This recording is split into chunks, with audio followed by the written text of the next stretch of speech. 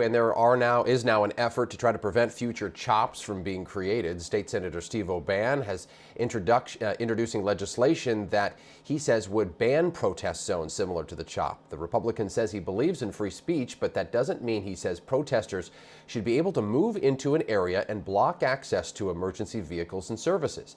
In a written statement, O'Ban spoke about the activists and said, quote, "The one demand that had remained unchanged was their refusal to allow law enforcement to timely perform their vital functions of protecting residents from violence, threats, and property destruction."